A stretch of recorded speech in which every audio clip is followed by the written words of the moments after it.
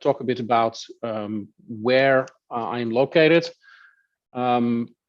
I am in California, here on this side of the US, right here. There's a close-up right here. This is the Berkeley Bay Area. Sorry, this is the San Francisco Bay Area, and Berkeley National Lab is located right here. It's a really great facility. We have about 5,000 people working here. Different facilities. We have the molecular foundry, where it's a user facility where people can do nanoscience. We have the advanced light source. I will be talking about this in a bit, where we generate high quality soft X-ray, hard X-rays, but also infrared light for imaging purposes. Lab has a great history. We have some really great history here with Lawrence and Oppenheimer and other people doing the very fundamental sciences that we're all benefiting from today. One of the other things that is always very nice are the goats. The goats are there once a year, and what they do is they come and eat all the grass away. So Berkeley Lab is situated on the hills, and you can see there's a lot of trees and grass here, and wildfires are always the risk of wildfires is always available, is always present in the dry season. And in order to control vegetation, we have basically we have hundreds of goats going around that eat the grass and make things fire safe. It's always really nice when they come and see them going around their business. So today I will be talking about high throughput autonomous infrared microscopy. Now, infrared spectral microscopy is a technique that images heterogeneous samples, like you see right here.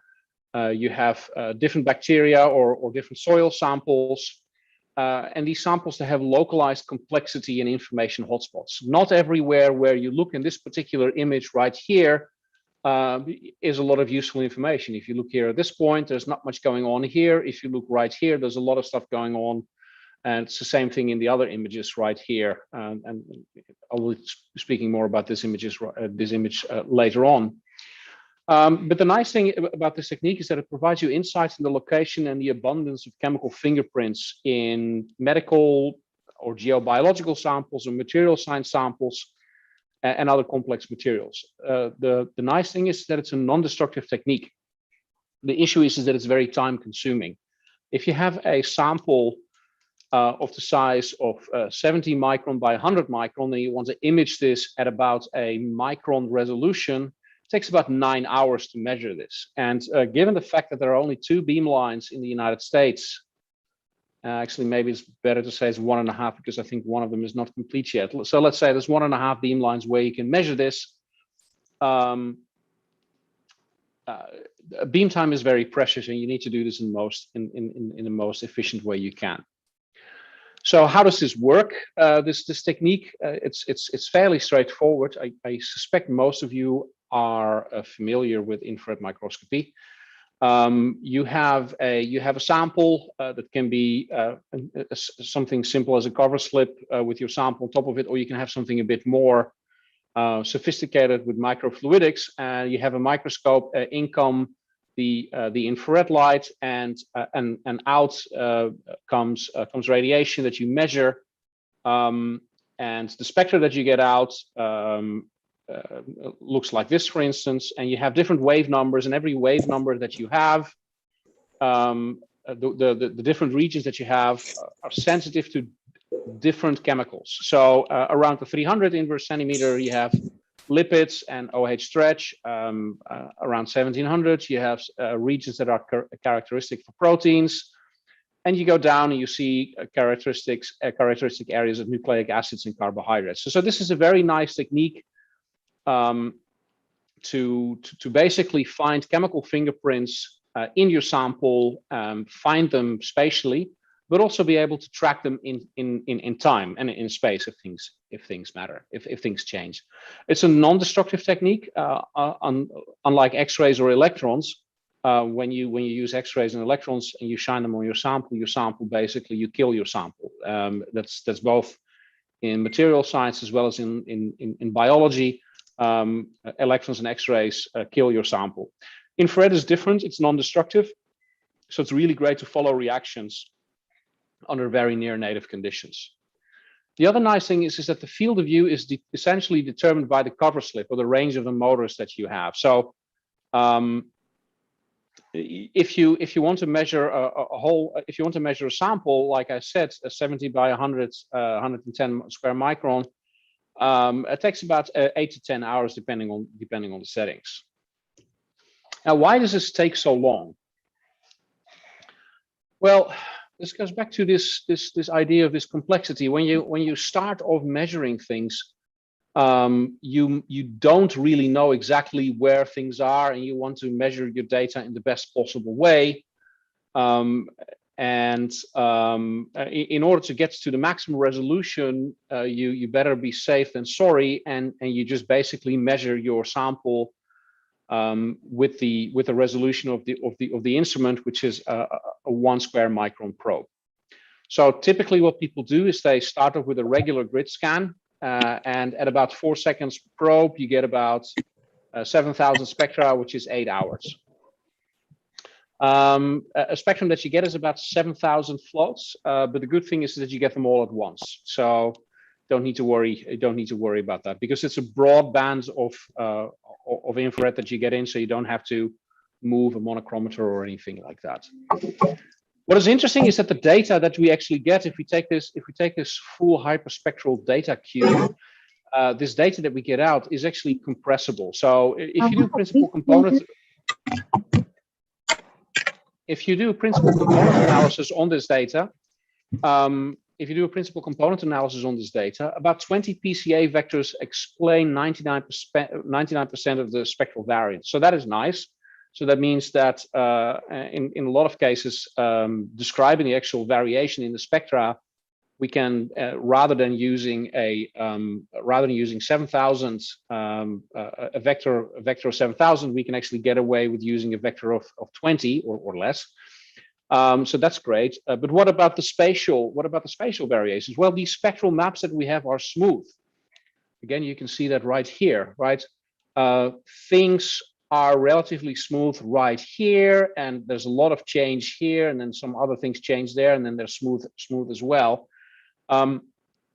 So these spectral maps are smooth, and what that means is that we don't need, in essence, we do not need all those 7,000 spatial points in order to map our data in the best possible way. We can do better than measuring in rectangular grids. So what we do is we use an approach called surrogate modeling that I will try to explain right now.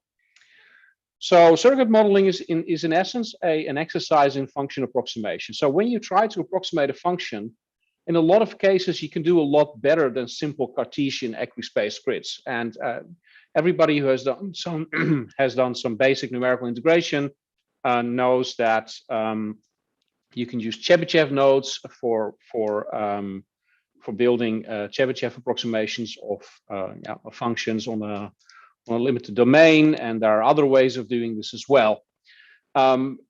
So equispaced Cartesian grids is an easy thing to do, but it might not be the most optimal thing to do. Now, the best sampling routine that you can take is going to depend on the shape of the function, but also what you as a user or as a scientist are actually interested in. So the question is, can we find an algorithm? Can we have a procedure that actually decides for us what the best sampling strategy is?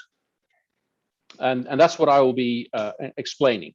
So what we use for surrogate modeling technique for this function approximation method is Gaussian process regression. Now, this is a very versatile function approximation technique, and it's really nice because it's non-parametric, which basically means that you do not need to know how your function looks in advance. Unlike, for instance, the Chebyshev polynomial approach that I spoke about before, you need to express things as Chebyshev functions. In this particular case, this is a non-parametric method, and it basically figures it out itself. So Gaussian process regression models the whole input space that you have as a giant, enormous, multidimensional normal distribution that is conditioned on the observed data. So what does this mean? It means that when we have, for instance, some samples of a particular function right here in red. So we have this one-dimensional function here. So we have this nice function here in black, and we have sampled this function at these particular x values in red. And Gaussian process regression then basically finds a best fitting interpolating function through your data. But because the interpolation engine behind this technique provides you is based on multidimensional normal distributions, it also gives you quality estimates of the interpolated value. So you see, for instance, right here, it estimates that the function should be the blue line. It's actually the black line, but there's no data here, and you actually see that the variance actually the variance at the 2 sigma credible region is actually quite large. You see the same thing happening here at the end, right? Here at the end, the function goes this way, but it should be there, and you have this large thing right here, you have that large thing right there. So this is a very nice interpolation technique because it also provides you with the uncertainty. Now, if you look at this picture right here, you can say, okay, if I am going to do another measurement, if I'm going to take another measurement, and I can choose where to take my next measurement, where shall I choose to measure? Well, you can look at this picture and you basically say, let's measure where the uncertainty is the largest, which is right here. You see that this 2 sigma region is ginormous right here. So we just take a measurement right here, and that basically ties down the interpolation to this point right here, and then we can do a lot better. The second best point is to measure right here at the end, and this also makes a lot of sense intuitively because we know that interpolation is always easier than extrapolation. So if we want to make fast progress in how we approximate our functions, let's make sure that we always interpolate instead of extrapolate, right? So that's why you'll see that later that the automated processes that we have, quite naturally, we don't tell it to do so, it does it by itself. It will start making sure that the edges of the function are well defined. So we get a best estimate, a standard deviation, we get a full variance covariance model, and we get the total uncertainty in the system. All these ideas that I'm talking about are implemented in a program called GPCam. It's publicly available at the web address that you see right there. Right here. Great. We go on to the next slide. So Gaussian process regression tells us where our model has the highest uncertainty. So for instance, you see an instance right here. Where shall we measure next? Well, let's look at the uncertainty. Uncertainty is highest here. Let's measure here. We tie this. We put a point in, and we get a point there. The uncertainty of the measurements itself also come into play. Every observation that you make will have noise, and either you provide a noise estimate to the Gaussian process regression machinery, or it will figure it out itself. Of course, it's a lot better to provide it, but sometimes you have measured something here already, but somehow the program decides this is not a really great great estimate. So then it will try to do better, and then it can place another function value right there just to see if you can get any better. So here's how this looks. You can ask yourself, well, Peter, is this really better than random? And actually it is, and I can show you that right here. So what you see right here is the correlation coefficient to the target function. Actually, what I have, it's basically this experiment right here, where we have the ground truth in red and the estimate in black. And on the base, and what I'm doing is I'm basically sampling points, and I do either completely random sampling, so there's no information in this whatsoever, or I decide my sampling on the basis of Gaussian process regression. And what you see is that let's say that we need a correlation coefficient of 80% in order to recognize that there's something interesting happening. What you see here is that on average, you get to that correlation coefficient of 80% where you can start seeing interesting things. On average, you get there maybe four samples faster.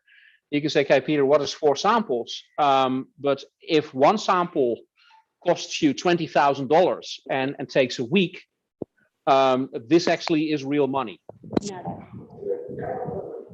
That contrast even gets bigger when you go to higher correlation coefficients. And of course, when you go to even higher correlation coefficients, then at one point, random sampling and Gaussian process regression sampling, they match up. So in the beginning, it's roughly the same. In the end, it's roughly the same. But in the middle game here, this is where Gaussian process regression-based sampling really excels in making faster discoveries.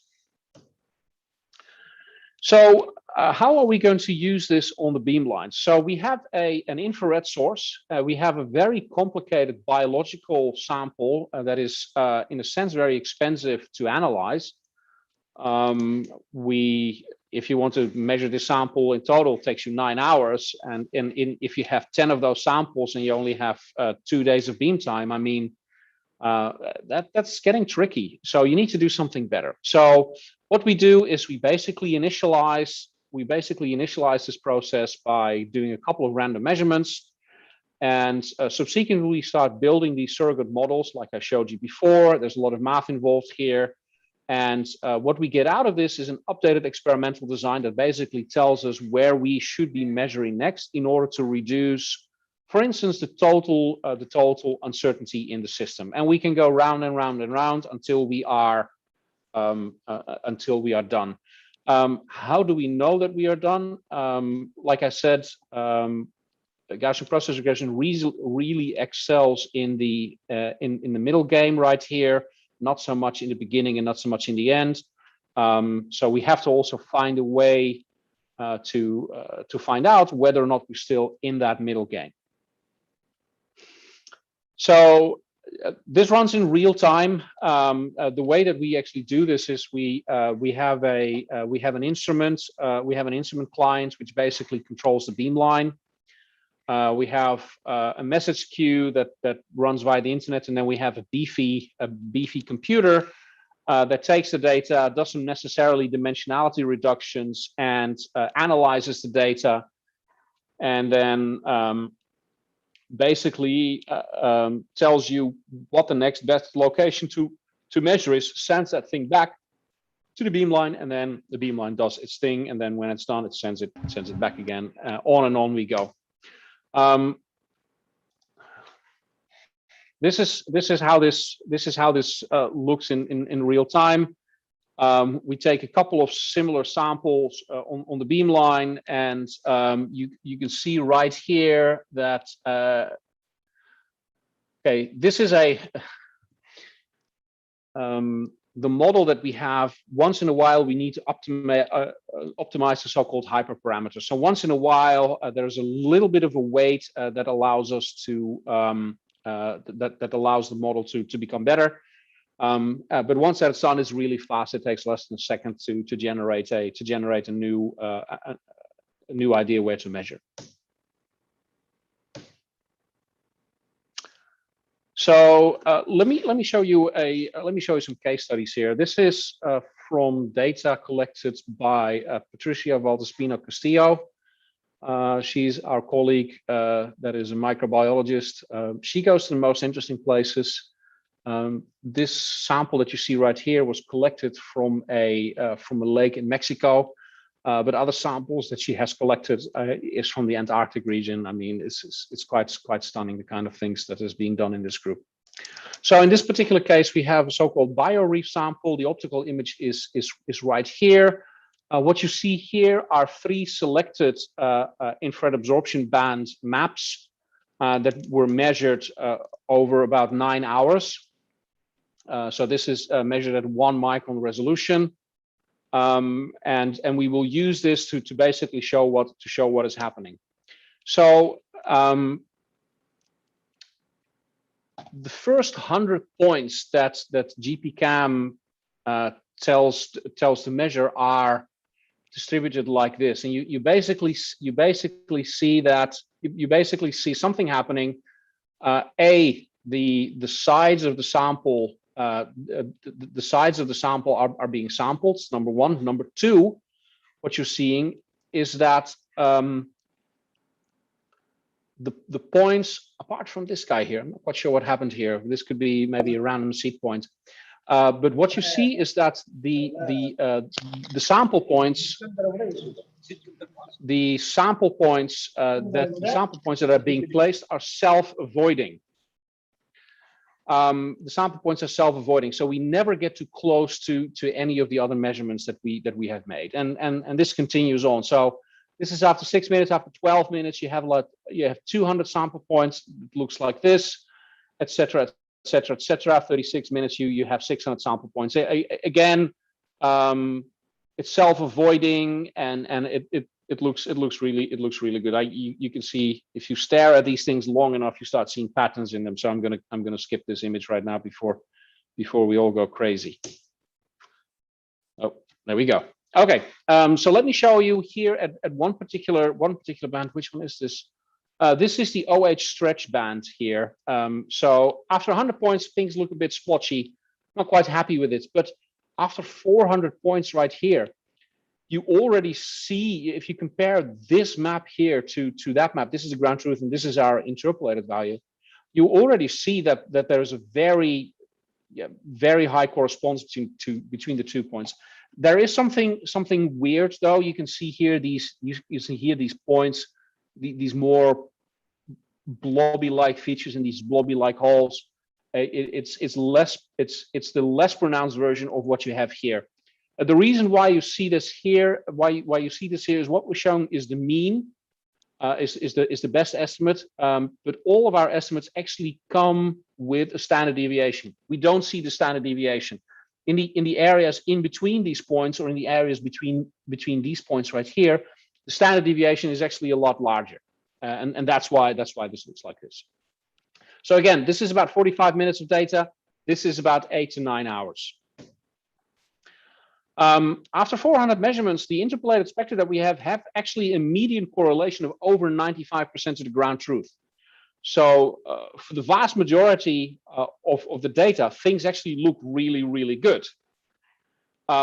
So the idea is that we might not need all that 9 hours to get an idea of what's happening with our data. So the basic thought now is that this approach that we have should allow us to get very rapidly very decent infrared maps in a very small amount of time. And why is this useful? Well, 2 reasons. It will allow you to very rapidly find out whether or not the sample that you have is good, and if there's anything of interest in there, right? If you can find out whether or not the sample is worth pursuing in say half an hour instead of 9 hours, it means that you can find another sample and do something else. Or after 45 minutes, you can say, hey, you know what? The quality of this data is actually so good. I don't need any more data, and I can actually use this straight away. And that's what you see here. This is the ground truth data. So this is the long measurement. This is what our Gaussian process regression. Gaussian process regression engine tells us what things should be. And you see that these images, although they're not exactly the same, they are actually very, very similar. Now, if you take this interpolated data and you push this through a data analysis pipeline, you actually get answers out of this pipeline that are comparable to what you get when you use the full data set. So in this particular case, 45 minutes of data is enough. So let me show you a bit how the experiments go. Oh, what is this?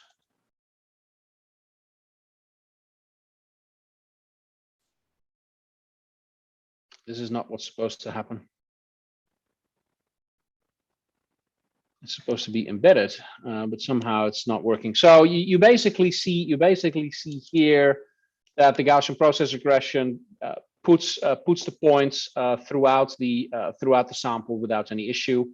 I'm not going to click on this because it's the same. It's the same thing. It's just a mean. But you basically see here. This is the uncertainty map. I can actually pause it right here. The next points will land in the high uncertainty regions. I mean, you see here, it just fills in where the uncertainty is highest, and that's how that runs. Let's see. Okay, so the question is, of course, when you do these automated experiments, are you still in the middle game? Are you in the end game? What's going on? So the question is, when is enough enough? So Gaussian process regression returns the full probability distribution of what it interpolates. So for any given pixel that GPCam makes a prediction of, we get the best estimate of the principal component analysis expansion coefficient. That's what we use for dimensionality reduction to keep things more or less comprehensible. And we get the full variance covariance matrix describing its uncertainty.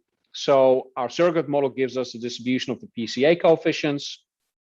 This leads to the distribution of the true spectrum, which is basically what we're after, right? What we get from this is the estimated distribution of the correlation coefficient of the best spectrum to the ground truth. And I can talk about this a little bit more later on if you want. There should be plenty of time for questions. But using this thinking, what we can do is we can ask, what is the probability that our interpolated spectrum has a correlation coefficient greater than some value to the ground truth spectrum? Let me show you that right here. So here you see a map. Where the estimate, what we do is we estimate the probability that the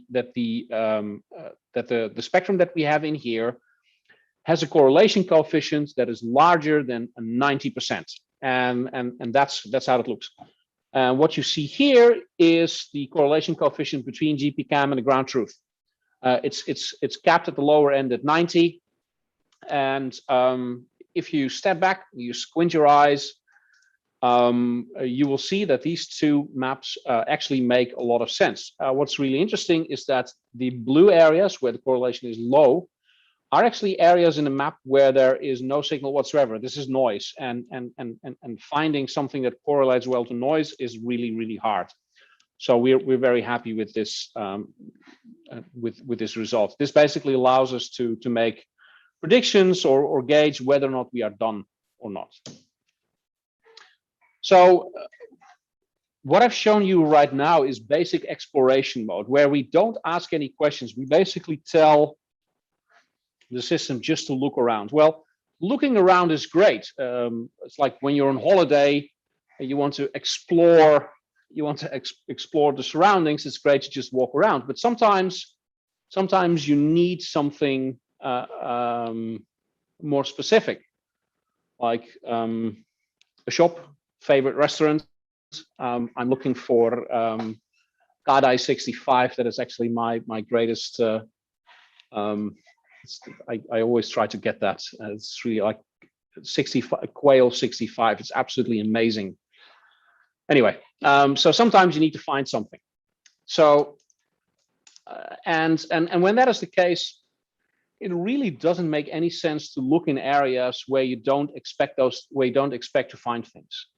So and when beam time is precious, you don't want to waste beam time. So what we can do is we can actually modify our Gaussian processing targets to pay only attention to areas where it expects the data to have a high, low, or whatever similarity. And we can define the similarity or our interest by correlation.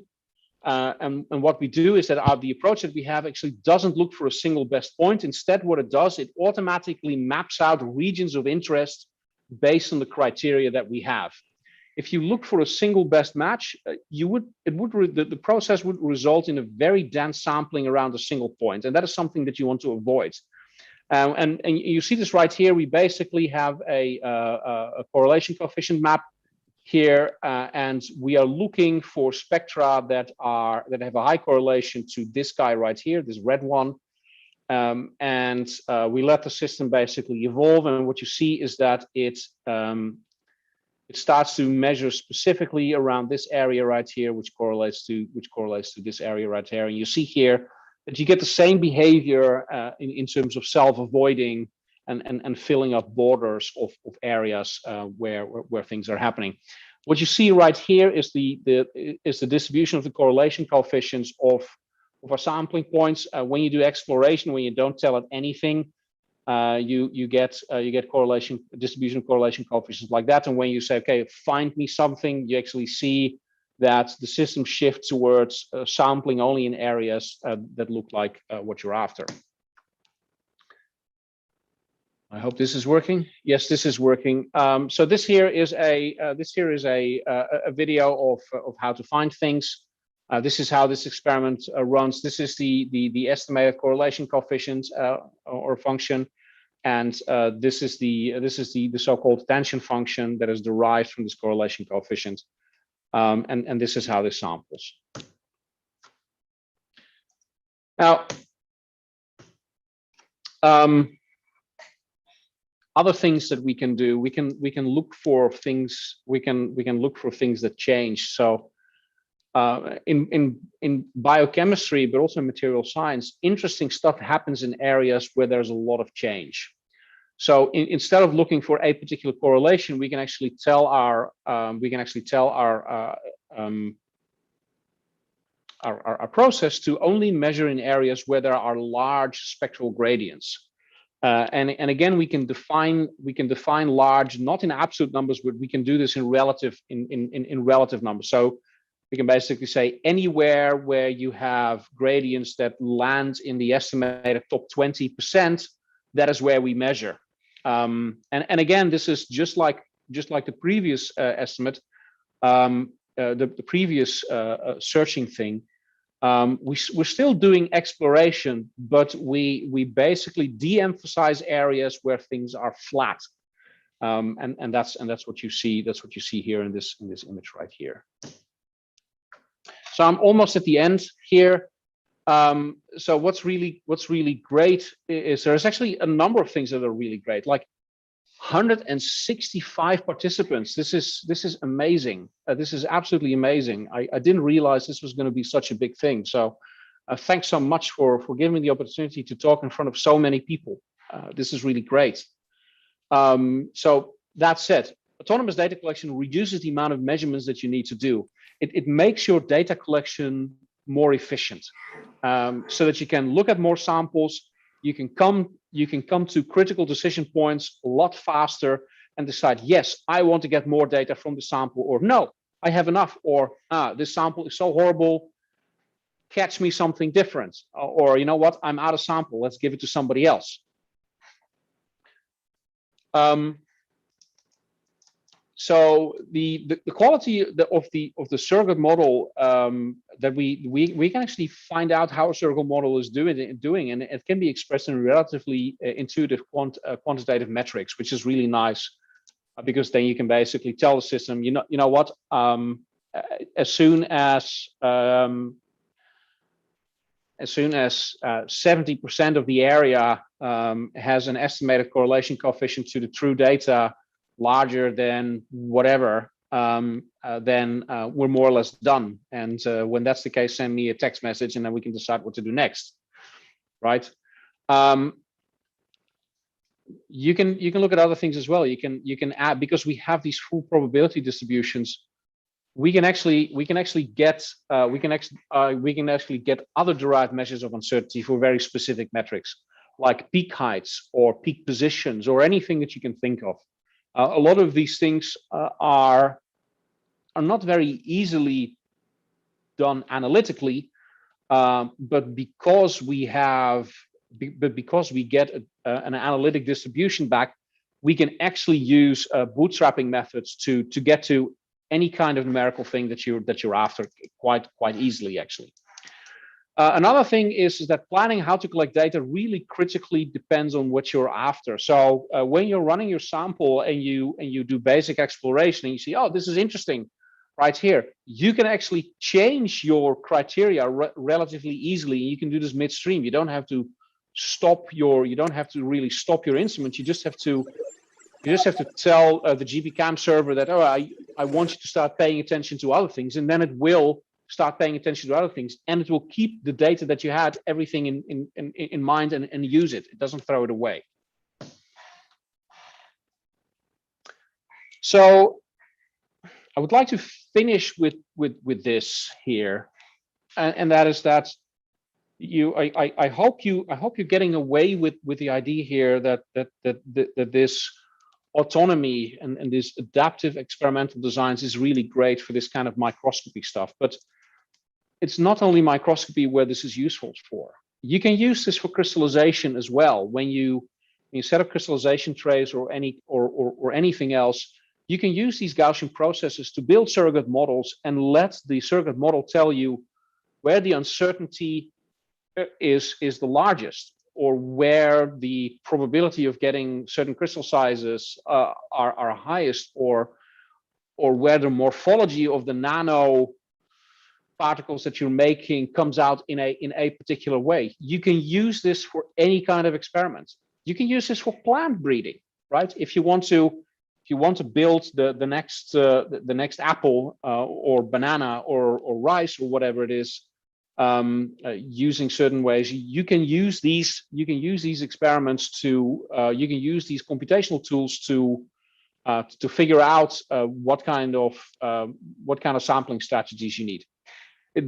These approaches are actually actively used in materials design. People use this for drugs. People use this for designing new perovskites with properties for LEDs and photovoltaics, etc., etc., etc. It's big business. Bioengineering, when you want to optimize your reactor, or when you want to do metabolomic engineering, you want to change your genome such that your strain of bacteria makes more biofuel.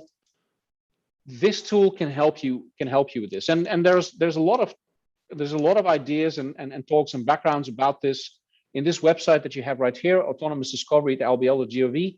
This describes a conference that we had in April. And if you just browse around on that site, it's nicely laid out. There's a tab called Materials. You can actually go there and you can actually look at the recorded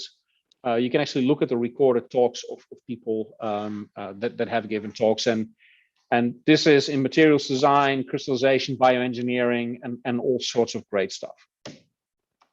So I'd like to finish. I'd like to finish this talk here by thanking some people. The BSISB, the Infrared Instrumentation for Biology program. This is run by Hoying Holman, a great friend, great collaborator. Liang Chen and Stephen Lee are the people that help run the beamline, and Patricia Valdespino Castillo has provided us with the sample. ALS, we have people, Hans Bechtel, Stephanie Gilbert, and Alexander Hexmer. He is the one who initially said, okay, we need to use this stuff. My people in camera, Jamie Seftian is the director of camera, and he's a great friend and great inspiration. Marcus Nowak is the guy who wrote GPCam. Eric Roberts is my postdoc. He is here. I strong-armed him to come to this talk. And say hi, Eric. Hey, everyone. So Eric has not been working on this project yet. Eric is working on some other artificial intelligence stuff that is related to image segmentation and building functions on image data and stuff like that. And the money here comes from Department of Energy, both BER and ASCR. And I have been working now from home for more than a year. Because I work from home, I have an employee of the year at home, which is our puppy, Aria, and she's amazing. Without her, we can't do these things. And anyway, thank you so much all 172 participants for getting up early and listening to my talk. And if you have any questions, please feel free. What I'm going to do is I'm going to put my email in the chat. If you guys have any questions, you can always email me. Yeah, that's it. Thank you so much. Thank you, Professor. Dear participants, if you have any doubts, you can raise your hands and you can unmute yourself and you can ask your doubts, or you can post your doubt in the chat box.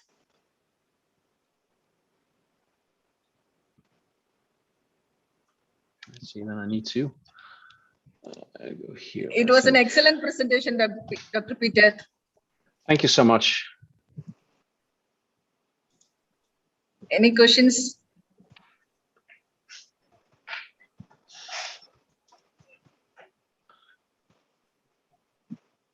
Dear participants, if you have any doubts, you can raise your hands. And Yeah, so there is a question from Dr. T. Siva. Sir, is it possible to measure growth of nanoparticle?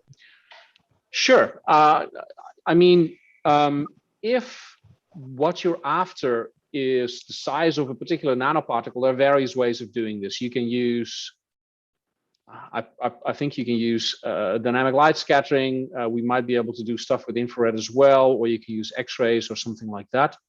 The real crux is that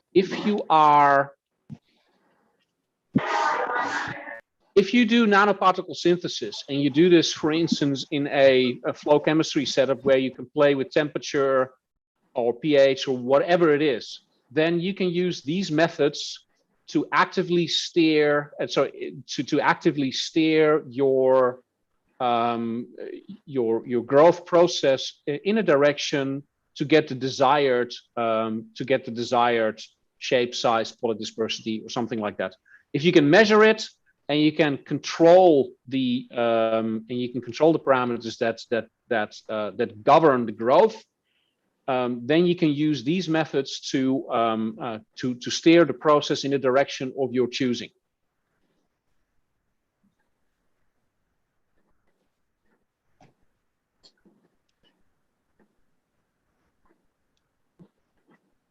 Okay, great. I will put my email in the chat right now. There you go. So you can see it. Yeah.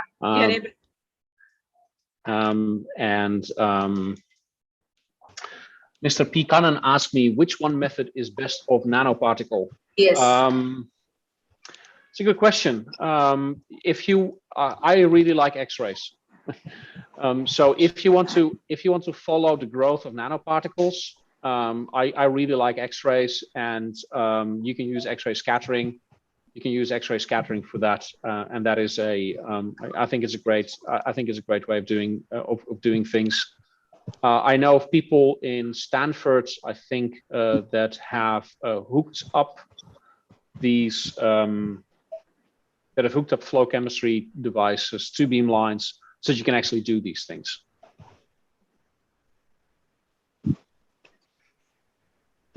And Madan Lal suggests for nanoparticles.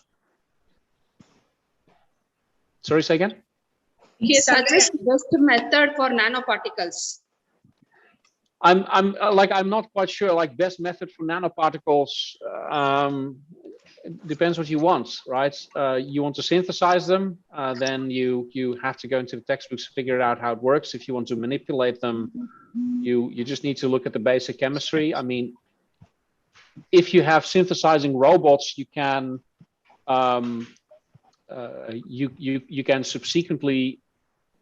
can use these techniques to automatically control what comes out. You can do this either in an online fashion, or if you have this in a matrix, you can do this in an offline fashion. It doesn't really matter. If anybody wants to discuss these ideas further, please send me an email and we can set up dedicated sessions where we can talk about these things in detail. And the people in camera, as well as any advanced light source, might be able to provide you with some ideas on how to do this better. Professor, Okay.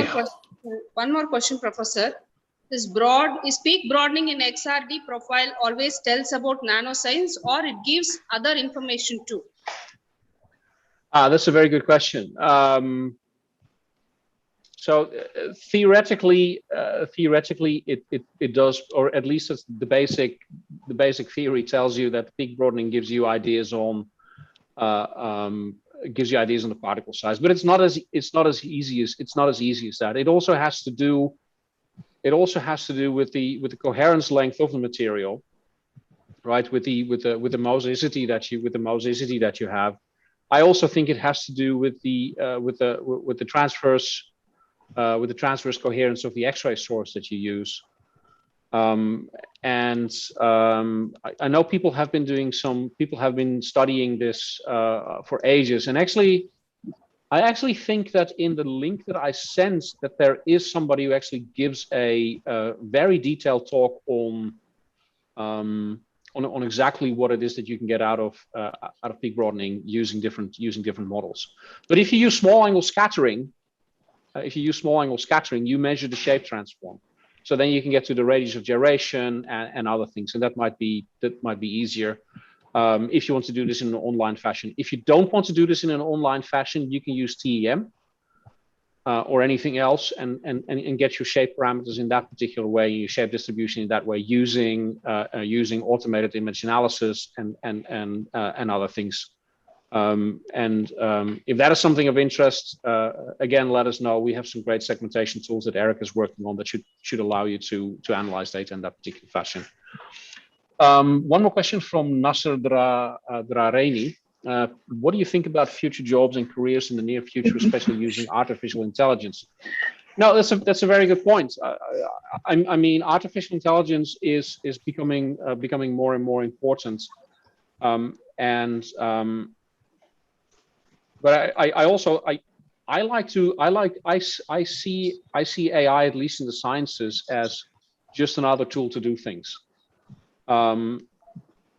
If you get into the science, if you get into natural sciences, you absolutely need to know how to do linear regression, right? There's no way around it. Like, you need to be able to do correlation analysis.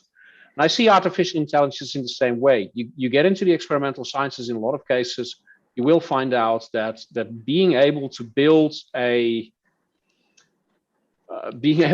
simple neural network model, or use a simple neural network model and get results out of this is very important. Do you need to know absolutely under the hood how everything works? Probably not. Do you need to be able to use them? Maybe you don't need to, but it will sure make your life a lot easier if you do. AI is going to be more and more important in commerce and in science over the next years, and I recommend everybody to look into this and see if they enjoy it, and if they can make a career out of this. It's very interesting. It's a very fast moving field, but in the end, never forget that it's a tool that you use to solve a problem. And that problem needs to be solved so that you can make somebody's life better, build better biofuels, build new organic photovoltaics, or whatever it is, right? Or drive sales and stuff like that. Okay, let's see here. Can we work on 2D materials in these apparatus? Anybody who has any questions about collaborations or experiments, please send me an email. That will be the easiest way forward. And one more question also, Professor. Can we predict any kind of defect structure in nanoparticles from the XRD profile? I'm not quite sure whether or not you can actually get specific defect structures. It's a good question. I think if you really want to get to defects, if you really want to map defects, you probably will have to go to electron microscopy. And that's probably the best thing to do. And electron microscopy is absolutely amazing. And if you couple that with electron energy loss, you can actually start resolve chemistry that happens. So like EOS is a fantastic technique. And you don't need a synchrotron for that. You just need a couple of $1 million and get an EELS machine in your basement, and you can do these things at home. It's great. And next question, sir. We can work on 3D materials on these apparatus. Give some suggestions, sir. Yeah. So 2D materials are fantastic, because 2D materials you can just image in 2D, and then you don't have to think, don't have to worry about 3D. In 2D we can use GSACs and stuff like that. I have friends and collaborators who work on GSACs. Again, send me an email with specific, well thought out questions, and I can send you to the right people just to see if something can be done. I would like to say one point, Dr. Peter. In my friends, the theoretical work, only few are interested in theoretical work. But now only they have started concentrating on more theoretical and computational work. So AI will be the very important field, I believe. So yeah, mostly, so even if I take my friends, most of my friends are doing research work in experimental research. So theoreticians very less in number. it's getting funny, right? So Yes. people who do theory, at one point you can write down all your fancy equations, but like when you do materials research, at one point you will have to start doing DFT calculations to get energy levels and things like that, right?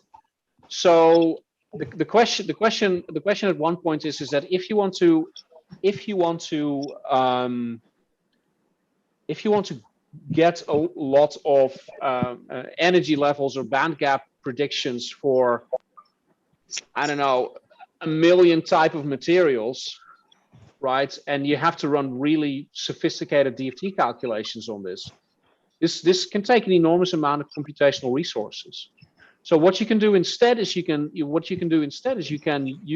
treat a DFT calculation as a very expensive experiment and use these tools to plan which DFT calculations you want to do in order to speed things up and be able to use reuse previous calculations to interpolate for classes of molecules or classes of structures that are very closely to other ones, and then basically take shortcuts like that. So people are using this already. People are using these tools already. So yeah. So it's like theoretical sciences are when you start involving expensive computations, also become like an experimental science, even though it's theory, because you have to run experiments. Professor, I'm Dr. Jayalakshmi in SRM. I'm working in SRM only. I'm doing my research in computational physics only. I'm doing, Professor, using VASP code. I'm using. Using that, we are calculating structural stability and then mechanical properties, phonon calculation, and then band structure calculation. We are doing it, Professor. Charge density calculation, all those things we are doing. Great. That's really fantastic. We have in Berkeley, we have something which is called the Materials Project. I'm not quite sure if you're familiar with it, but that is a vast database of materials that exist, and probably stuff that doesn't exist yet, where you basically have these calculations done, and you can actually query that database for your research. So if you're interested in particular band gap values and other electronic properties, you can actually check the Materials Project database. It's on the web, and then you can download the results from there, and they use supercomputers and other things to do the calculations, so that you don't have to do them, and then you can make your decisions if you want to do other things and stuff like that. So please have a look at that. Thank you, Professor. Thank you so much. Yeah, may I invite Dr. Bhanumati? Banu, Wanga. Let me turn off my my headphones. No, no. Let us take a photograph. Dr. Peter, Banu.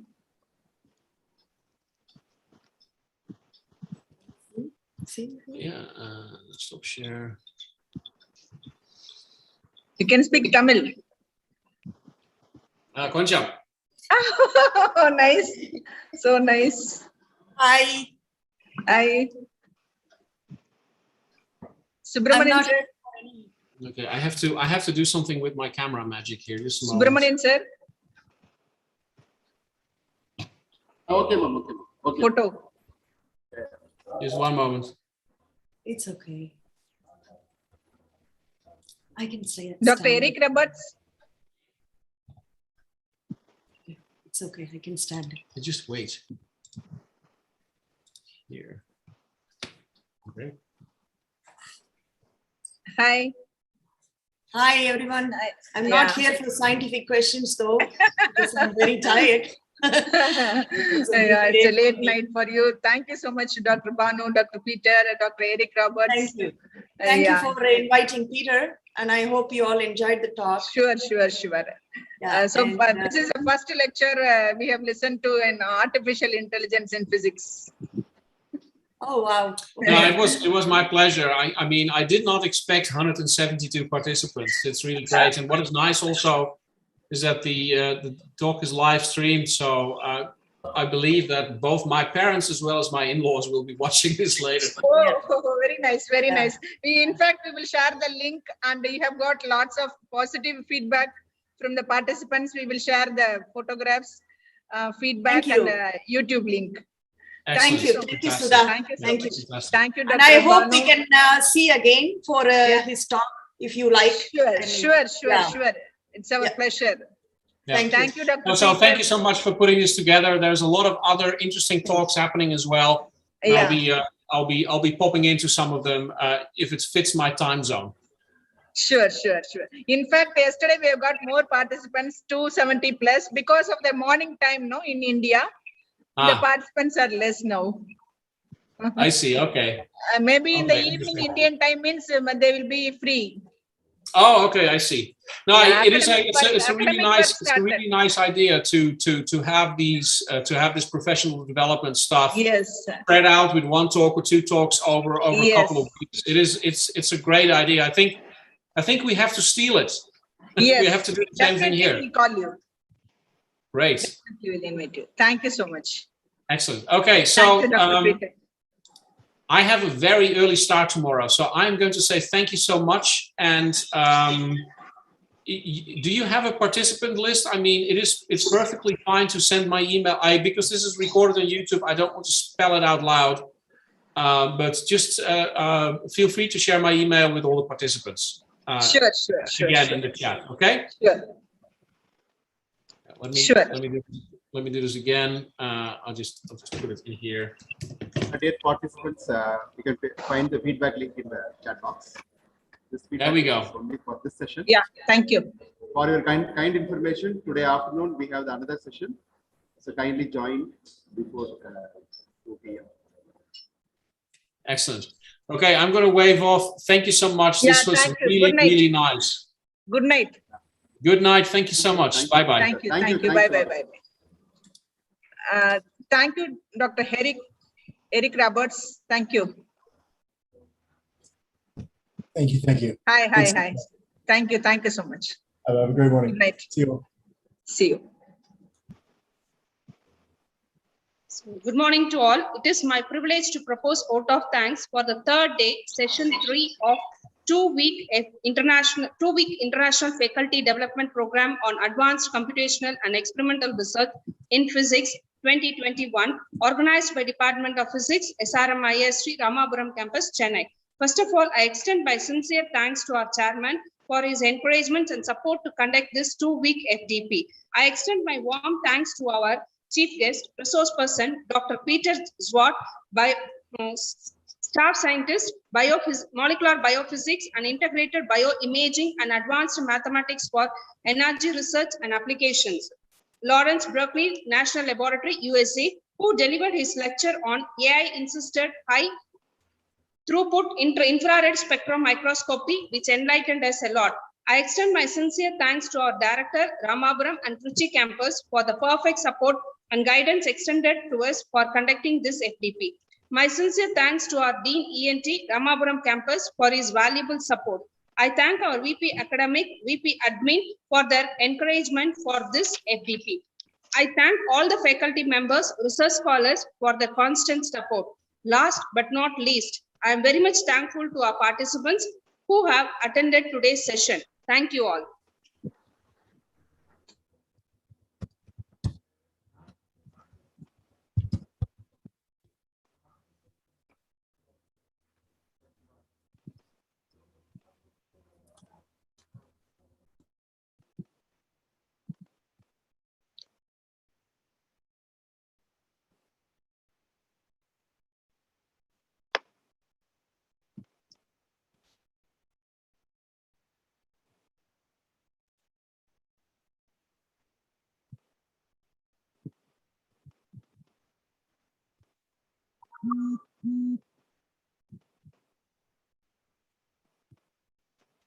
Dear participants, this is for kind information.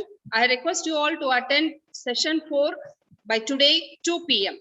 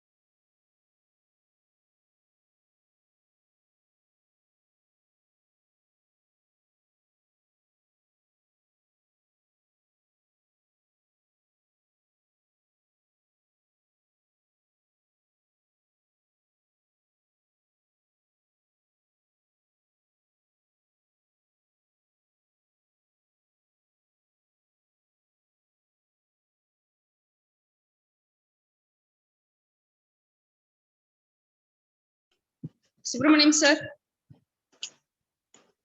Sir. Shall we close?